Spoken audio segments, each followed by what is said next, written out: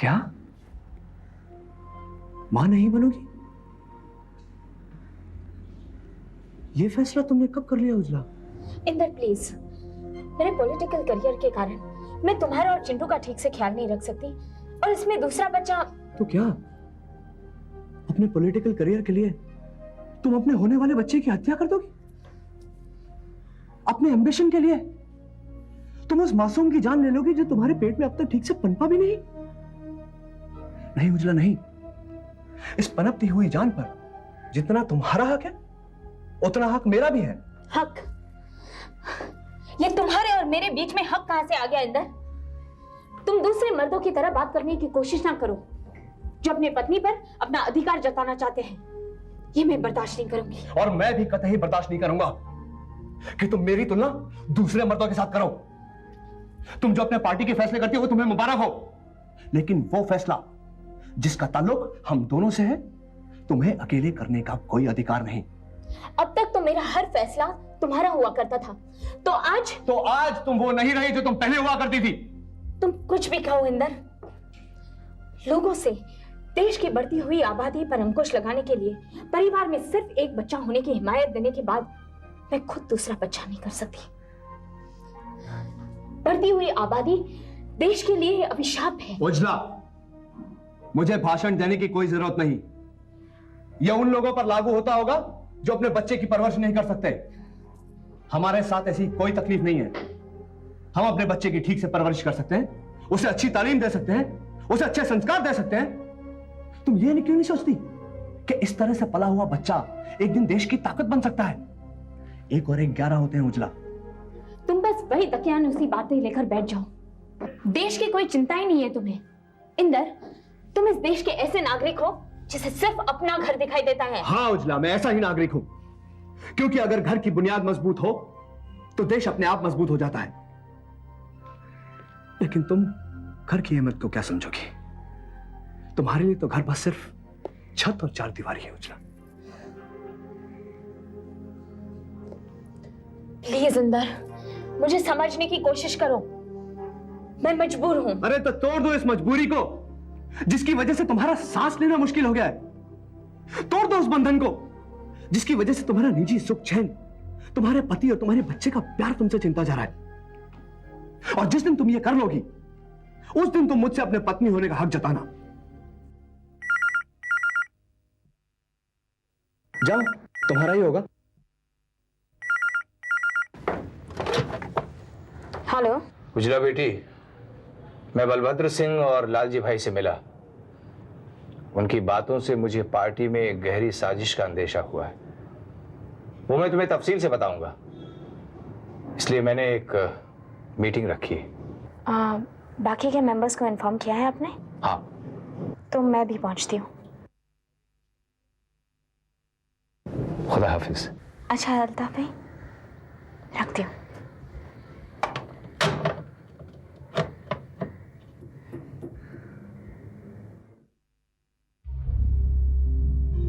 अपनी गरज के लिए किसी भिखारी के सामने झोली फैलाना अपने जमीर का गला तोड़ देने जैसी बात है बेटे। मैं कुछ समझा नहीं रहा, किसने किसके आगे हाथ फैलाया? समझ तो मैं भी नहीं पाया कि विनी, मेरी बहू जिससे तुमने मेरी मर्जी के खिलाफ शादी की थी, अपनी आइडेंटिटी के लिए इतनी छटपटा क्यों रही है? जानते हो, अपनी नई एड एजेंसी खोलने के लिए उसने किससे फाइनेंशियल हेल्प ली है? कैलाश अडवाणी से। कैलाश अडवाणी एक ऐसा इंसान जो अपने फायदे के लिए कुछ भी कर सकता है। मैं समझ गया डैड, लेकिन ये कैलाश अडवाणी कितना भी नीच इंसान क्यों ना हो, वो अपने फायदे के लिए विनी का कुछ नहीं बिगाड़ पाएगा। Let's see.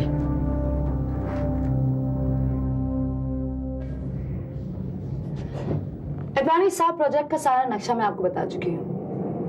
कितना पैसा कहाँ लगाना है ये भी बता चुकी हूँ। प्रॉफिट एंड लॉस भी समझा चुकी हूँ। इस सब के अलावा विनी डार्लिंग, धंधे में लॉस की बात तो करो ही मत। अरे अडवाणी के बिजनेस का तो स्टाइल ही निराला है। ऑब्वियसली नॉट अडवाणी जी, लेकिन मैं लॉस के फिगर्स सामने रख के प्रॉफिट का एक नया पहलू समझा रही थी आपको।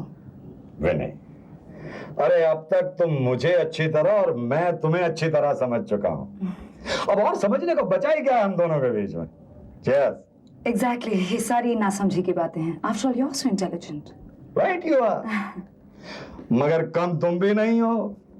अरे अगर मेरे पास दिमाग है तो तुम्हारे पास बला की खूबसूरती है, और अगर दिमाग और खूबसूरती दोनों एक साथ एक जगह होंगे तो बिजनेस में चार चांद तो लगेंगे ही।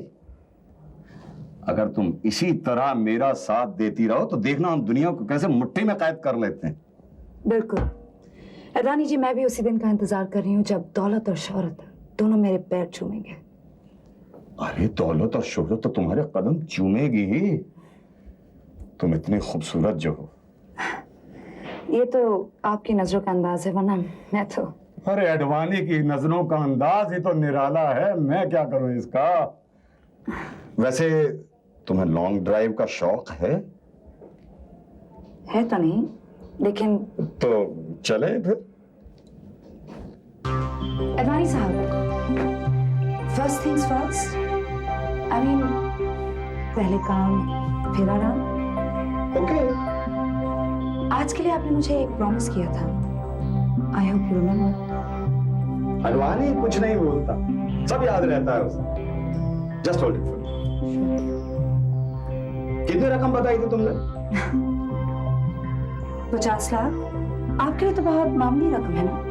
अरे तुम्हें तो मैं इससे कई गुना ज्यादा भी दे सकता हूँ। तुम्हारे लिए तो मैं ब्लैंक चेक बुक लेके घूम रहा हूँ। लो, रकम अपने आप भर लेना। तुम भी खुश, मैं भी खुश।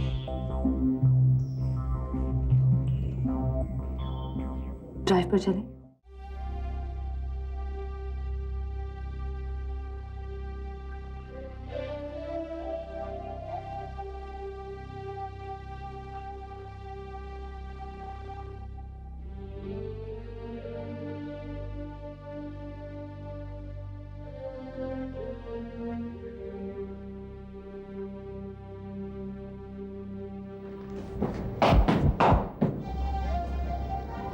विशाल, तुम सोई नहीं?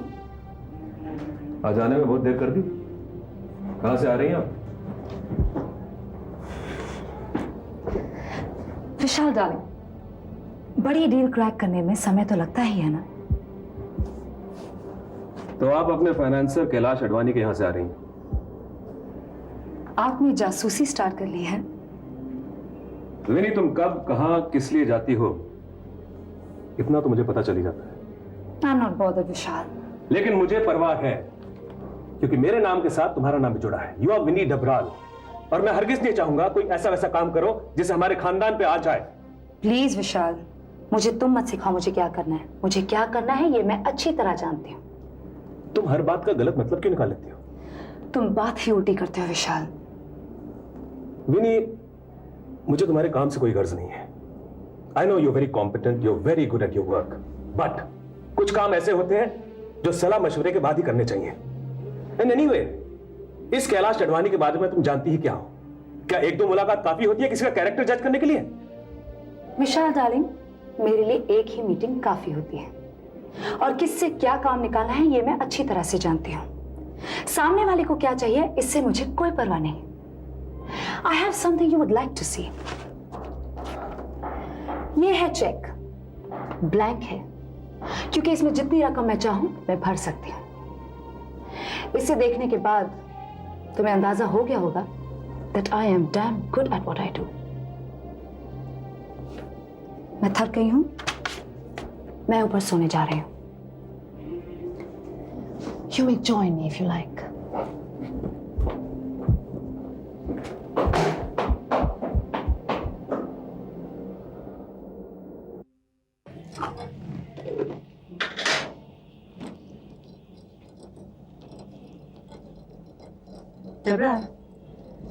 मैं सपने में भी नहीं सोच सकती थी कि तुम केमिकल प्लांट की बजाय कॉटेज इंडस्ट्री लगाने का फैसला कर चुके हो।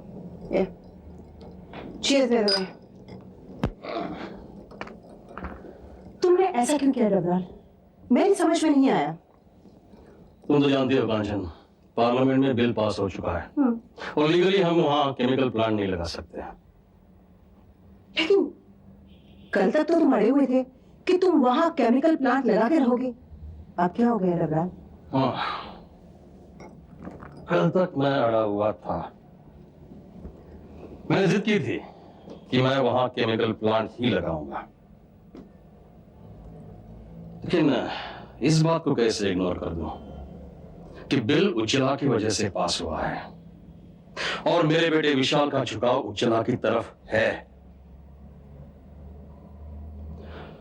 उसके उसूलों के खातिर विशाल ने मेरे उसूलों से बगावत करके कंपनी से रिजाइन कर दिया है। बहुत बहुत दूर गया है मुझसे। मैं जानता हूं ये सब उज्ज्वला की वजह से हुआ है, लेकिन मैं अपने बेटे को अपने से दूर नहीं कर सकता। डबराल, ये क्यों नहीं कहते कि तुम विशाल के आगे, या यूं कहूं उज्ज्वला के आगे झुक गए हो?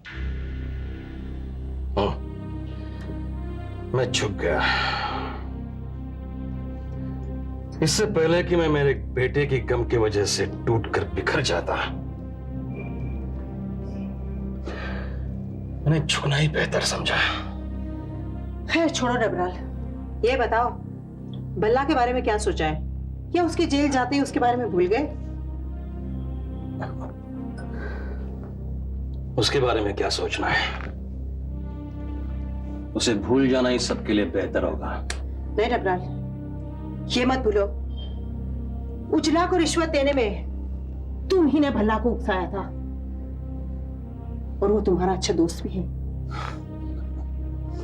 वो तो तुम्हारा भी अच्छा दोस्त था और मैंने दोस्ती के खातिर उसे सिर्फ राय दी थी, सिर्फ राय। Anyway, what's our next move? हमें आगे क्या करना है? कुछ न कुछ तो करना ही पड़ेगा। Anyway, get me a drink. Dabral, तुम अभी तक पूरे ठीक नहीं हुए हो और इतनी ज्यादा पी रहे हो। Cut it down please. Come on Kanchan, बीमारी पूरी जिंदगी की है। 2 पेग ज्यादा पी लूंगा, 2 गोलियां ले लूंगा, हिसाब बराबर हो जाएगा। Please get me a drink. Dabral, you impossible.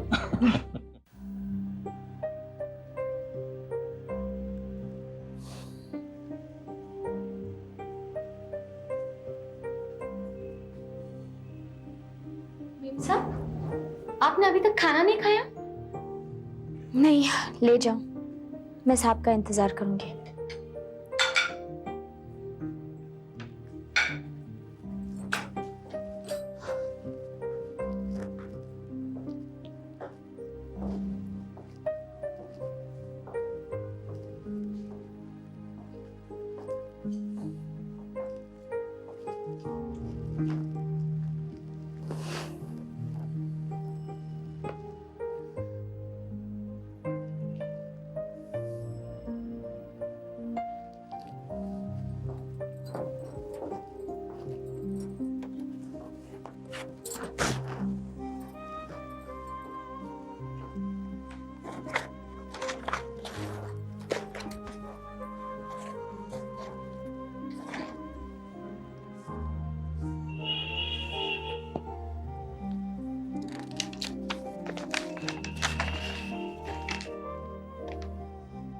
मैं और तुम कुछ मुझसे और मैं कुछ तुमसे, हम दोनों उससे जो एक साथ चलती है एक ही वक्त में। जब तुम मुझसे गुजरती हो और मैं तुमसे, आज कुछ पुराना सा हो गया है, बेमायने सा लगने लगा है अब सब कुछ। सब कुछ तो एक था, फिर ये 2 कौन हो गए?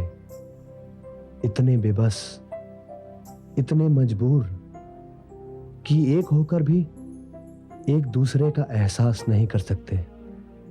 किसे आजमा रहे हैं हम? जो ना तुम्हारा है और ना मेरा।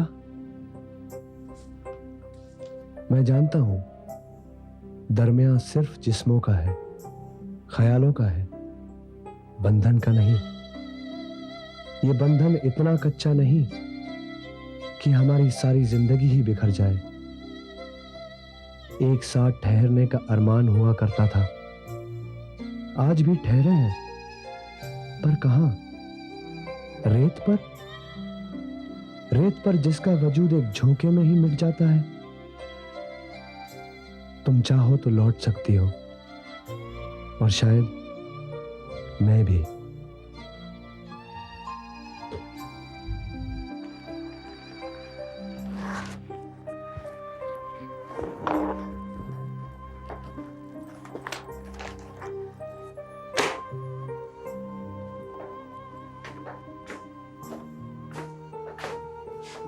इंदर, बड़ी देर कर दी। तुम्हें कब से वक्त का अंदाजा होने लगा? खाना लगा दूं? नहीं, मैं खा के आया हूं। मैंने सोचा था आज साथ बैठकर खाना खाएंगे। अच्छा, तुम्हें तो नाश्ता करने तक की फुर्सत नहीं हुआ करती थी, तो आज है वक्त मेरे पास। इंदर, ऐसा क्यों नहीं होता? जब हम एक साथ हों तब इस साथ को साथ मिलकर बांटें। साथ का मतलब समझती हो तुम उजला? जानना चाहती हूँ, समझना चाहती हूँ तुम्हारे तरीके से। और मैं क्या चाहता हूं तुम अच्छी तरह जानती हो।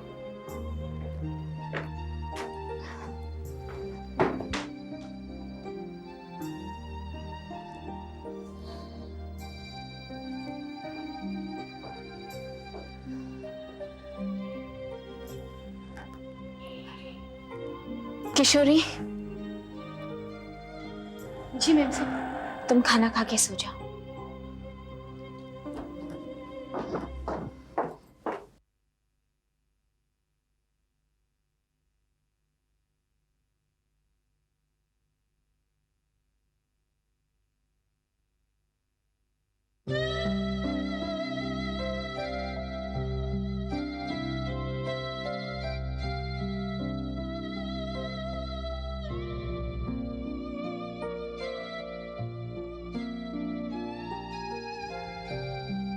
तुम ठीक ही कहते हो इंदर, लेकिन ये इसका अंत तो नहीं है। अंत तो तुम कर रही हो इस हम का।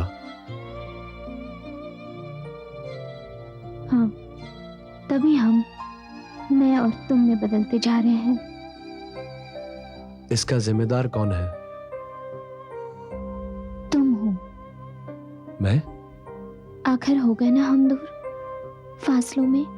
इतना फासला नहीं जितना तुम समझती हो। तो फिर ऐसा क्यों है? सब कुछ तो वही है और फिर भी